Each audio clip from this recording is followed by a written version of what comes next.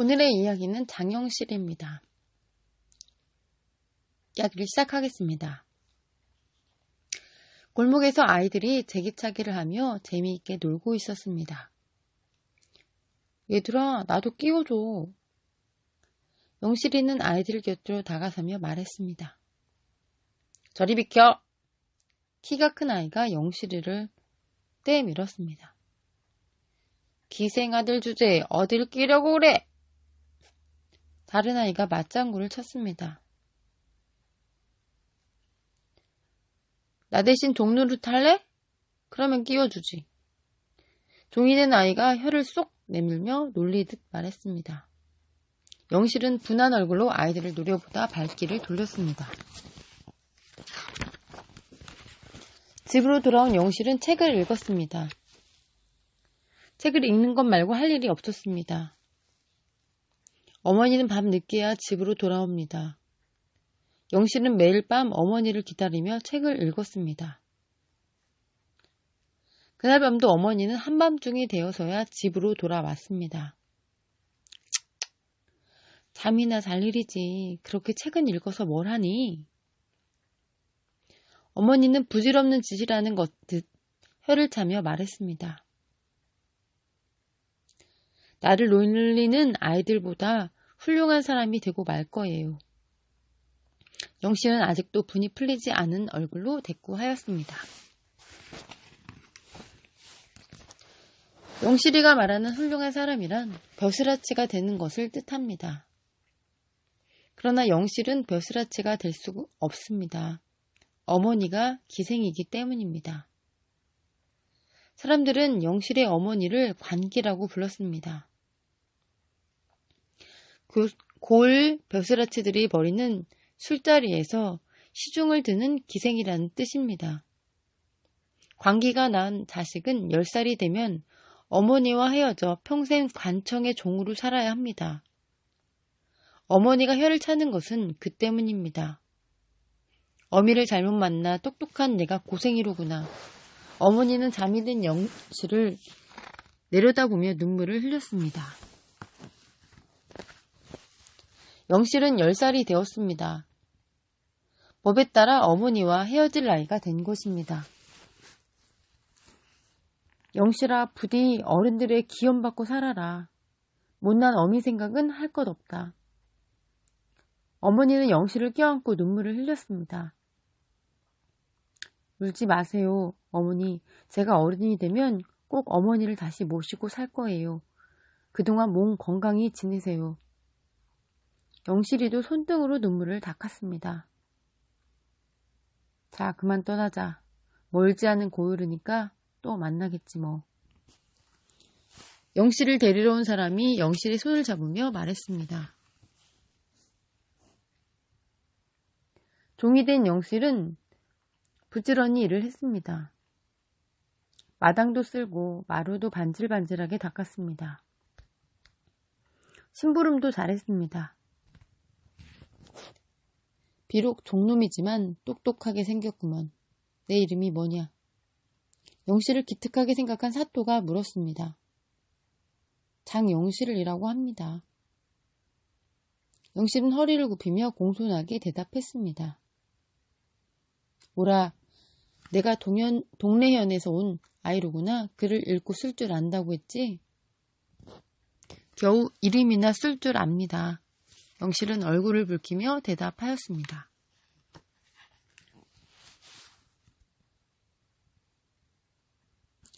어느 날 영실은 물깃는 여자 종들을 돕게 되었습니다. 우물이 어찌나 깊은지 물 한 두루백을 길어 올리는데도 무척 힘이 들었습니다. 좀 쉬어라. 물 깃는 일은 어른들에게도 힘이 든단다. 어머니를 닮은 여자종이 웃으며 말했습니다. 정말 힘들어요. 영실은 땀을 닦으며 그늘에 앉아 쉬었습니다. 좀 더 편하게 물 깃는 방법이 없을까? 그걸 알아내면 물 깃는 일이 쉬울 텐데. 영실은 물 깃는 여자종을 물끄러미 바라보며 골똘히 생각에 잠겼습니다. 그날부터 영실은 편하게 물을 깃는 방법을 궁리하기 시작했습니다. 그래, 그거다. 그렇게 하면 쉽게 물을 길어 올릴 수 있겠어. 영실은 무릎을 탁 쳤습니다. 영실은 공방으로 달려갔습니다. 딸이, 제가 물을 힘들이지 않고 깃는 물건을 만들려고 해요. 제발 허락해 주세요. 영실은 공방에서 일하는 아저씨에게 말했습니다. 어린 녀석이 무슨 엉뚱한 소리냐. 여긴 너 같은 아이들이 올 곳이 아니야. 아저씨는 코웃음을 쳤습니다.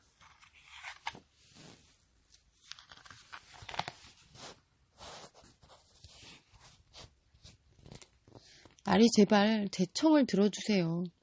이런 것을 만들려고 그래요. 영실은 여러 날 궁리하여 종이에 그린 것을 펴보이며 졸랐습니다. 그게 뭐라는 거냐? 돌돌돌 도는 도르래요. 이걸 쓰면 무거운 물건도 힘들이지 않고 끌어올릴 수 있어요. 참, 맹랑한 녀석이군. 좋아, 한번 만들어봐. 감사합니다, 나리. 영실은 공방의 연장으로 도르래를 만들기 시작했습니다. 땀을 뻘뻘 흘리며 쇠를 두들기고 구멍을 뚫었습니다. 공방에서 일하는 아저씨들도 도와주었습니다.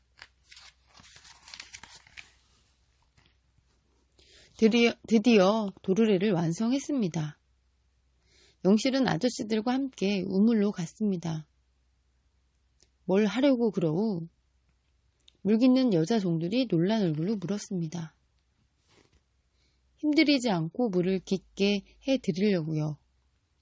영실이가 자신있게 말했습니다.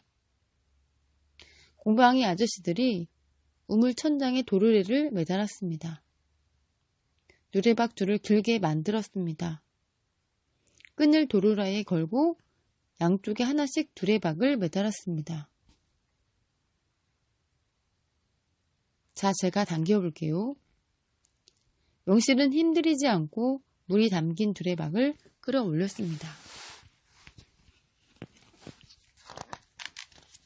와, 신통하다. 둘러섰던 사람들이 소리 지르며 손뼉을 쳤습니다. 어린 녀석이 정말 놀랐군. 뒤늦게 한 사또도 영실을 칭찬하였습니다. 영실은 금세 똑똑하고 기특한 아이로 소문이 났습니다. 종이라는 천하 신분인데도 모두 영실을 좋아했습니다.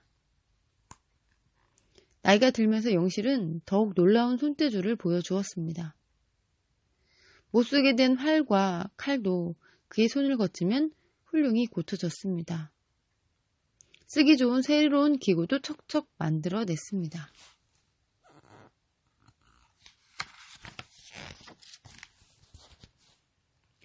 어느덧 장영실은 튼튼한 청년이 되었습니다. 비록 종이지만 여느 양반집 아들보다도 훌륭한 젊은이였습니다. 저런 인물이 이런 시골 관청에서 종으로 썩는 건 아까운 일이야. 영실의 제도에 감탄한 사또는 이런 생각을 하였습니다. 사또는 임금님에게 영실의 제도를 소개하는 글을 올렸습니다. 세종 임금님은 훌륭한 인물을 애써 찾고 있는 분이었습니다. 그런 훌륭한 젊은이가 있다니 기특한 일이로다. 세종 임금님은 곧 장영실을 데려오라는 명령을 내렸습니다.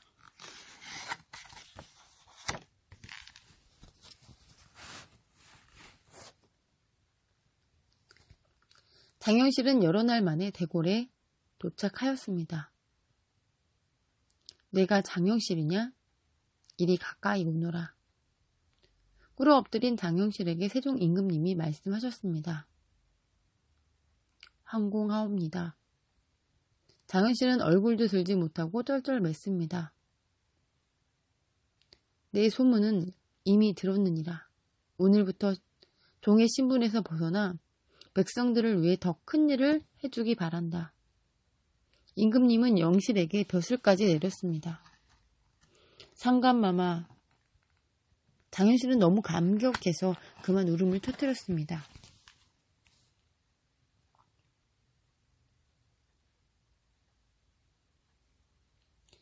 장현실은 임금님의 사랑을 받은 벼슬아치가 되었습니다.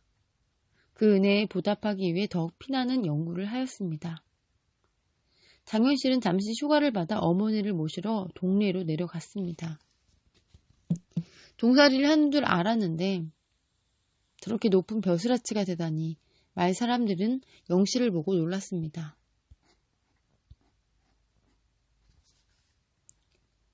어릴 때 함께 놀아주지도 않던 아이들은 얼굴을 들지 못했습니다. 내가 이렇게 훌륭하게 되었다니 이게 꿈이냐 생시냐. 어머니는 엉엉 울며 아들을 부둥켜 안았습니다.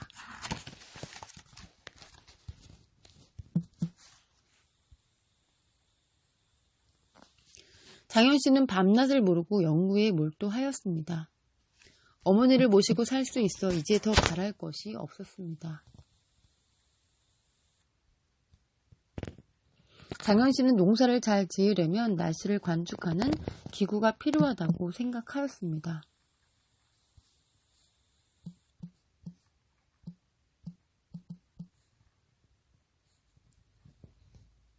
연구에 연구를 거듭한 끝에 하늘을 관측하는 기구를 만들었습니다. 나무로 만든 간이라는 기구였습니다. 훌륭학은 오래 쓰려면 쇠붙이로 만들면 더 좋을 것 같구나. 임금님이 말하였습니다.